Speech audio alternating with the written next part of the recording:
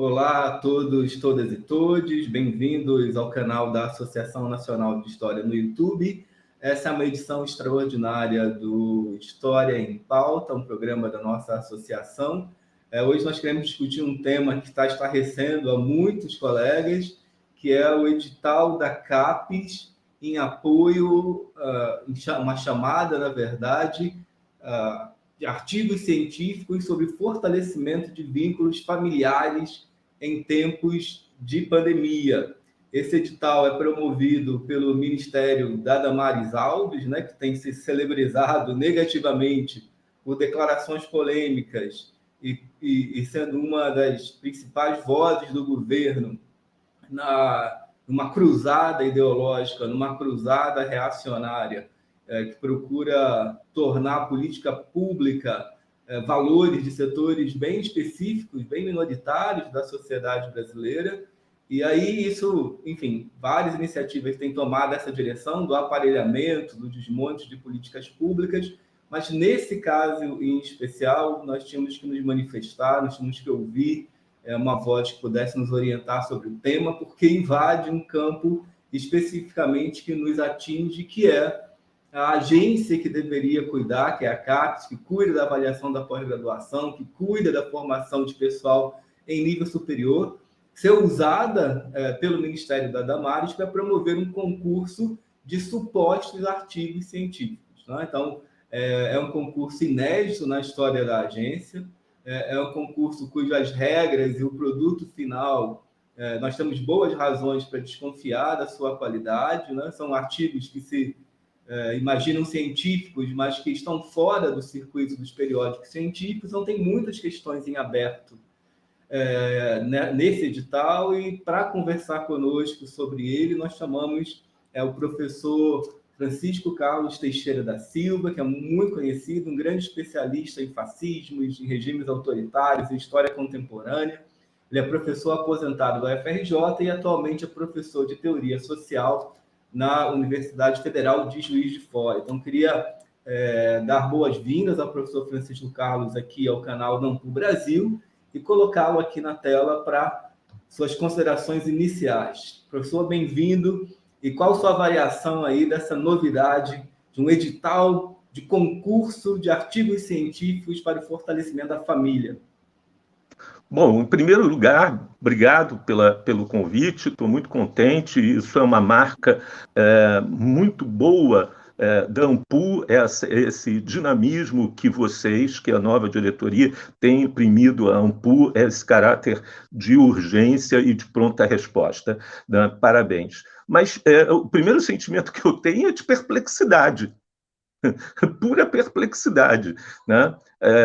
Em razão, principalmente, de que essa não é a função, né, da CAPES. Né? Alguém não entendeu bem o que é a CAPES, e parece que é o próprio comando da CAPES que se perdeu nesse processo e que não sabe o que é a função precípua do órgão. O órgão não faz isso. Tem uma sensação também assim meio provinciana de chamar para concurso de redação, aquela coisa que existia antigamente, né? Vamos fazer um concurso de redação sobre, né, a pátria, a família. Tem uma coisa profundamente provinciana nesse edital, né? Ele parece uma coisa bem antiga, né? Em que se fazia esses concursos, essas temáticas aí. Mas é perplexo que um órgão que é voltado para o aperfeiçoamento dos professores do ensino superior no Brasil se dê, né, ao desplante de ele próprio pedir artigos como se fosse uma revista científica para publicar um outro órgão de ministério que a gente não sabe o que é, um órgão recém-criado que pretensamente visa políticas públicas. Né? Não tem sentido, nada disso tem sentido, foge inteiramente à função, né, da CAPES fazer uma coisa dessa. para aqueles que talvez não acreditem na notícia, né, está aí na tela o PDF do edital, né? Um edital promovido pela CAPES, é o edital primeiro edital de 2022, né, que já é até um edital tardio, mostra essa dificuldade hoje da CAPES produzir políticas públicas, né? Nós sabemos que hoje há um grande questionamento pelo Ministério Público acerca do processo de avaliação, há dúvidas sobre se a CAPES atual tem condições políticas e técnicas de liderar esse processo. Eu acho que a comunidade tem apoiado, mas eu queria que o professor Francisco Carlos falasse um pouco mais assim, para a comunidade, para aquele aluno de graduação, aquele colega que não está tão familiarizado com a ideia do que é um artigo científico, que ele nos explicasse um pouquinho o absurdo de um concurso de artigos científicos promovido pela CAPES, patrocinado por um outro ministério que não tem nenhuma tradição de pesquisa, né? Sim, professor, o que é um artigo científico? Explica um pouco aí para a nossa audiência o que é um artigo científico. A gente supõe aqui que um artigo ele precisaria, né, resultar de uma pesquisa, seja ela uma pesquisa original, seja ela teórica ou seja ela de caráter arquivístico na nossa área, né, que tenha função de buscar um objeto original e que contribua para o conhecimento científico. Né? Aqui a gente vê que a CAPES, a priori, reduziu essa temática à família, né? Algo que claramente tem sido um tema recorrente, né, das prédicas, e quando eu falo prédicas, eu estou falando prédicas mesmo, porque o ministro da Educação é um pastor, né, e ele tem transformado suas falas sobre educação em prédicas, né, e, notadamente, ele está sendo processado por ter reduzido família, que é o tema desse edital, aquilo que nós chamamos e trabalhamos com a noção de família heteronormativa. Né? Nessas prédicas do ministro, a única forma de família existente é aquela família onde, né, o homem é o cabeça de família. Olha, se nós dermos uma olhada na sociedade brasileira, né, a mais da metade das famílias hoje existentes são levadas por mulheres. Né? As mulheres são aquelas que estão ali levando, montando, trabalhando, são aquelas que assinam os documentos, são aquelas que assinam os crediários, são aquelas que assinam as matrículas nas escolas. Então, essa noção de família é muito vasta, é muito ampla, não é aquela, né, não que esteja no edital, mas que está nas falas, nas prédicas do ministro. Mais do que isso, o ministro fez umas falas, umas prédicas, na qual ele considerava que a homossexualidade era resultado de famílias desajustadas, né? De famílias que não conseguiam educar os seus filhos, inclusive com uma fala extremamente violenta, dizendo que haviam meninos e meninas que nunca tinham estado com homens ou com mulheres e que já se definiam como homossexuais. Isso é de uma agressão brutal, brutal, né, nesse sentido. Então, na verdade, nós tememos enormemente o que seja, né, esse concurso, né, de monografias, de artigos que ele pede, porque isso é para sustentar políticas públicas. Que políticas públicas? Né? O que ele está propondo aí? Né? O que vai ser aprovado? Quem é o corpo de referis que vai aprovar esses artigos? Né? Normalmente, quando nós temos artigos em revistas, nós temos um corpo de referis altamente qualificados. Quem é o corpo de referis do ministro da Educação?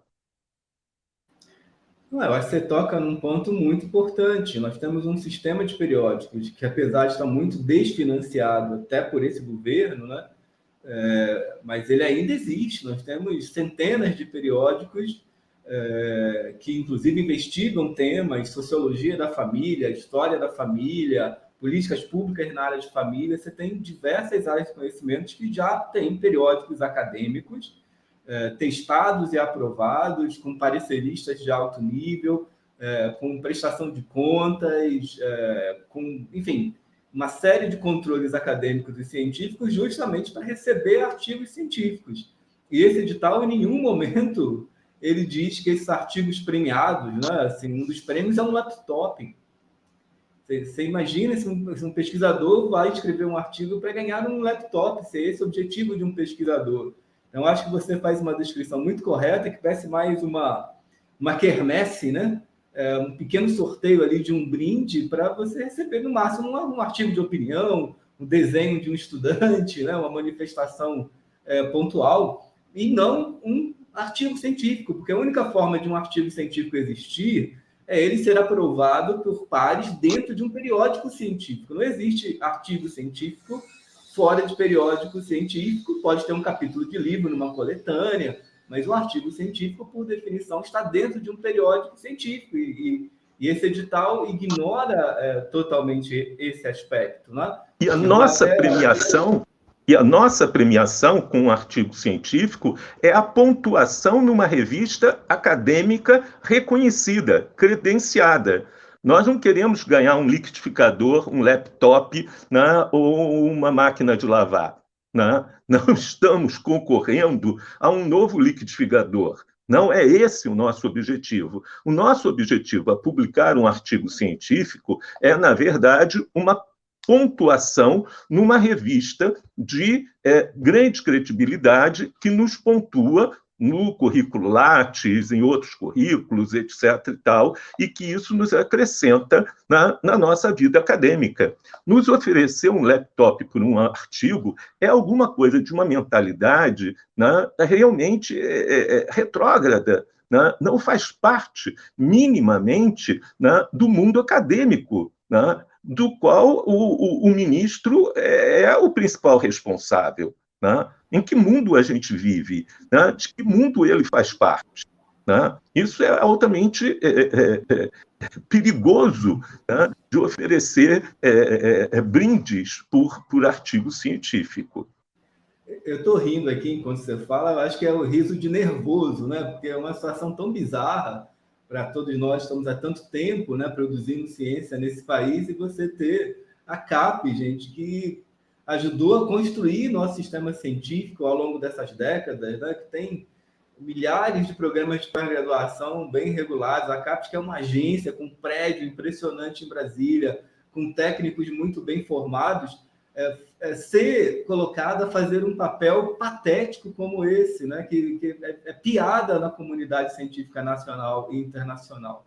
Então, o edital pressupõe que os artigos selecionados no concurso serão publicados no Observatório Nacional da Família, que nada mais é que uma página dentro do Ministério.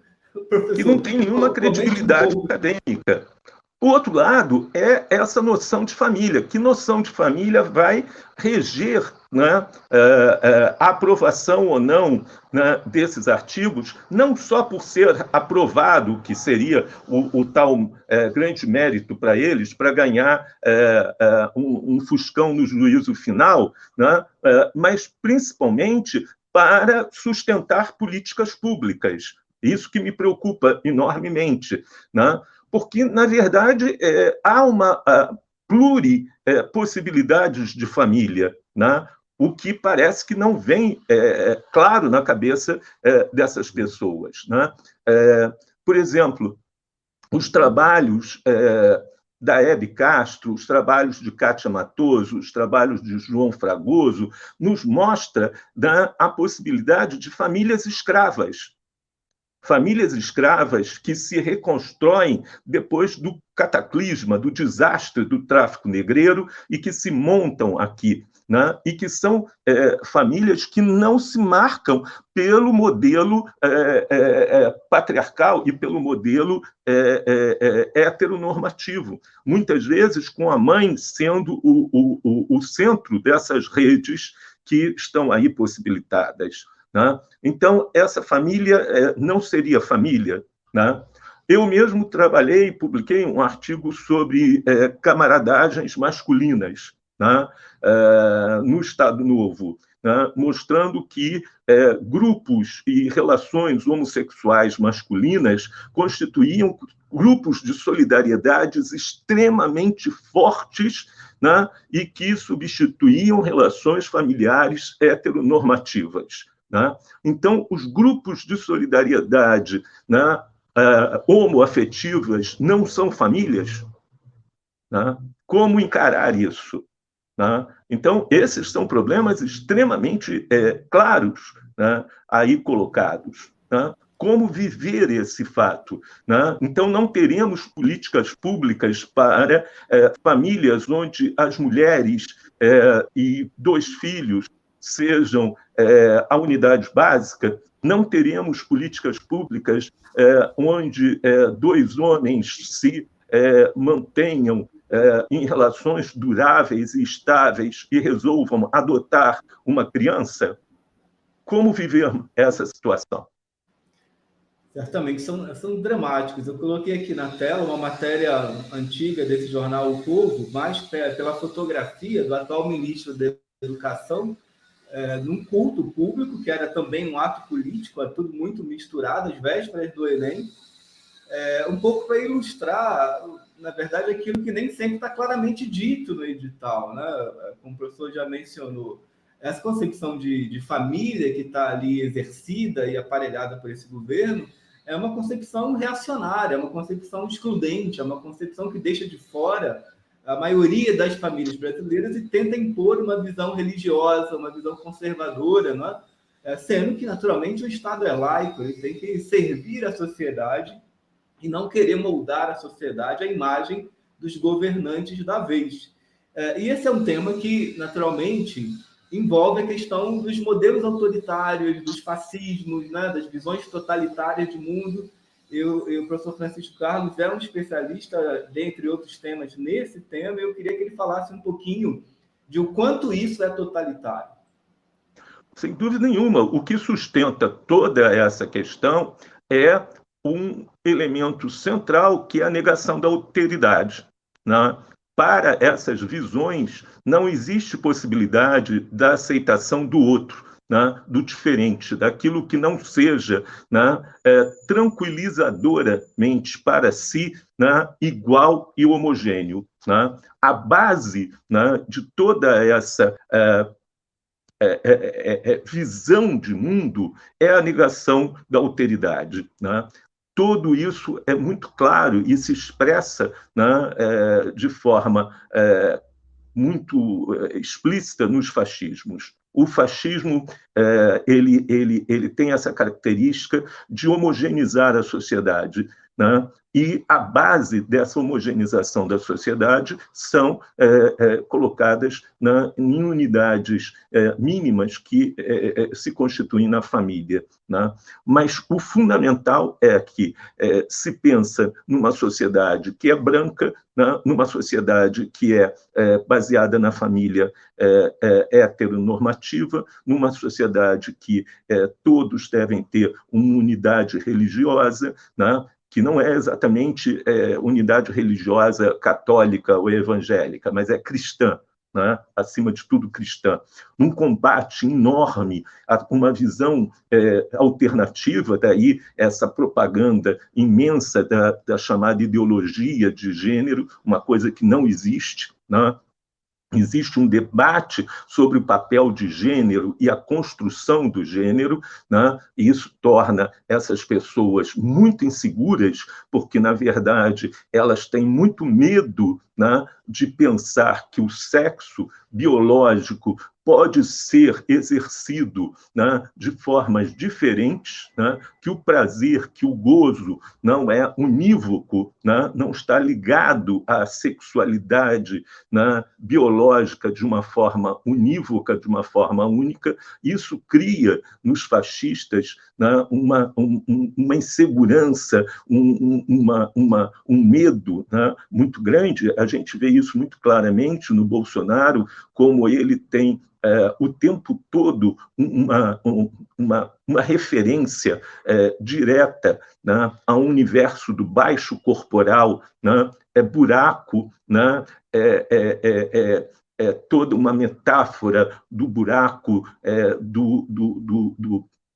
da prótese, né? A arminha é sempre uma prótese da perda, né? Ele está sempre esticando uma coisa que ele tem medo de perder, que ele tem medo, que ele tem insegurança, né? Particularmente, isso é muito claro em relação às mulheres, né? É um homem que tem prazer imenso em humilhar as mulheres, em ofender as mulheres, né? Ele mostra nisso um medo muito grande em relação às mulheres, né? O universo dele é um universo masculinizado, né? No qual há sempre uma possibilidade de um prolongamento daquilo que ele tem medo de perda, daquilo que ele tem medo da ausência, né? Ele usa essa prótese o tempo todo como um elemento de segurança, né? Isso é uma coisa muito clara do fascismo, um universo masculinizado, misógino, falocrata, né? Terrivelmente horrorizado por um gozo que possa ser um gozo que não o seu, que não aquele que ele tem garantias nesse sentido. Francisco, um tema que está muito associado e muito presente hoje nas redes sociais da direita, né, desde antes até, mas foi muito potencializado pelo aquele incidente lá envolvendo o Monark, no podcast Flow, de apologia do nazismo, tentar equiparar nazismo e comunismo. Então, eles estariam autorizados, de algum modo, a fazer o que fazem, ou quem não concorda com isso estaria desautorizado, porque haveria dois pesos e duas medidas, porque, afinal de contas, se a apologia do nazismo é proibido, deveria ser proibido também a apologia do comunismo. E, obviamente, esse é o universo dentro do qual flutua a cabeça de Damares Alves, do atual ministro da Educação e de alguns, infelizmente, homens públicos brasileiros, né? Enfim, aproveitando a oportunidade de tê-lo aqui, eu queria que você falasse um pouco sobre esse tema também. Valdeir, eu vou falar uma coisa que eu estava aguardando há um tempão e vou fazer isso agora, né? Eu estou publicando agora com Karl Schuster um livro novo chamado Passageiros da Tempestade. Esse livro ele retoma alguns textos do nazismo, né, não publicados, em especial um livro muito complexo chamado Diários à Mesa com Hitler, que é talvez o texto mais significativo de fala direta de Adolf Hitler, né? O Mein Kampf é imprestável para análise, porque é um texto de propaganda, etc. O Hitler, Tische Gespreche, né, é um texto muito significativo, porque não era um texto para propaganda, era um texto que foi usado por um comensal de Hitler, um ajudante de ordem, que usou de anotações feitas entre 1941 e 43 de Hitler e guardou esse texto. Esse texto teve uma história recambolesca, né? Até aparecer na Inglaterra, foi feita o reconhecimento da legitimidade do texto, foi traduzido para o inglês, a tradução do inglês não é boa, foi feita uma tradução para o francês que é desastrosa e foi desautorizada pelos historiadores especialistas, né? Então, temos uma tradução em inglês razoável e o original em alemão. Eu trabalhei com esse original em alemão. E há uma análise de Hitler sobre exatamente isso, né? Por que fazer o nazismo parecer com o socialismo, com o comunismo? E ele diz que isso é fundamental, né? Temos que confundir as pessoas, temos que manter as bandeiras, as cores, né? um nome, não podemos tirar socialismo do nome do partido, devemos fazer o máximo, inclusive as músicas têm que ser copiadas das músicas dos socialistas e dos comunistas, né? Porque não temos como fazer uma mudança rápida para ganhar os trabalhadores e ganhar a opinião pública. Os socialistas e os comunistas são maiorias nos trabalhadores alemães. Então, não podemos mudar isso rapidamente. Temos que fazer com que eles se confundam. E, para isso, é preciso manter o máximo possível a aparência de que somos a esquerda. E nada melhor do que manter as tradições da esquerda para confundir. Nosso papel é confundir. Né? Parece que o Olavo de Carvalho, né, fez escola. Né? Então, a questão central, essas são as palavras de Hitler. Né? Eu fiz a tradução, pedi a um tradutor especializado alemão para rever a tradução, para ter cuidado de que eu não estava derrapando em algum lugar. Estamos publicando agora, em julho, esse livro. Né? Então, essa história de confusão entre esquerda e direita, entre nazismo e comunismo, ela tem a sua origem no próprio Hitler. Era uma diretriz do Hitler. Ela foi proposta e feita por Hitler, né? Exatamente por causa do esforço enorme de ganhar as massas populares na Alemanha. A ideia era essa mesmo, de confundir. Então, quando nós vemos hoje as pessoas falando que é tudo igual, né? Ou quando nós vemos a complicada teoria do totalitarismo, que hoje está realmente em desuso, né? E que se prega largamente num item fundamental, que é a propaganda, né? Já que a teoria do totalitarismo faz pouquíssima análise de economia, de instituições, de sociedade, ela se baseia largamente em propaganda, nós vemos que a gente está indo pelo caminho que Hitler tinha proposto, né? A confusão. A confusão. Né? Então, eu espero que o livro traga, inclusive, nós discutimos isso largamente com a editora, né? Grandes trechos do livro, esse livro é quase que inédito, né? Os diálogos de Hitler à mesa, né? Para que as pessoas tenham clareza que isso era uma grande manipulação. Professor, obrigado ainda por esse plus aqui na nossa conversa. Não estava muito planejado, mas há uma conexão, né?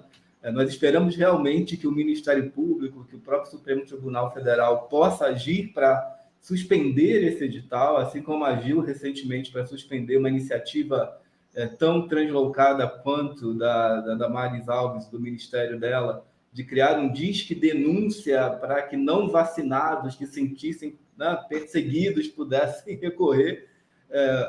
O Lewandowski, né, mandou tirar do ar essa iniciativa e vamos trabalhar para que esse edital também seja retirado do ar, para que a CAPES anule esse edital, porque a comunidade científica não volte a ter o papel dela. Quer dizer, é aí que a gente vê a destruição das instituições feitas por esse governo. Né? Ele torna as instituições em entidades ocas, porque ele tira a função precípua das entidades, não faz o que tem que fazer. A gente vê o desastre que está sendo essa avaliação, né, das pós-graduações, e passa para, dentro das instituições, né, papel e funções que são totalmente alheias às instituições, mas, além de alheias, nocivas.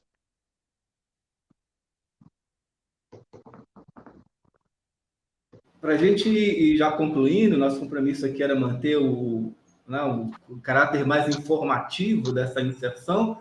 Eu queria, não podia deixar de mostrar aqui, não queria fazer propaganda do site, mas saímos, vou mostrar aqui só essa parte de baixo, alguns livros publicados aqui pelo professor Francisco Carlos Teixeira. Quem é da área conhece, é um dos maiores pesquisadores brasileiros na área de história, mas a gente sempre imagina que esse programa também vai atingir alunos que estão começando a graduação, a população em geral que está sempre buscando orientação sobre história.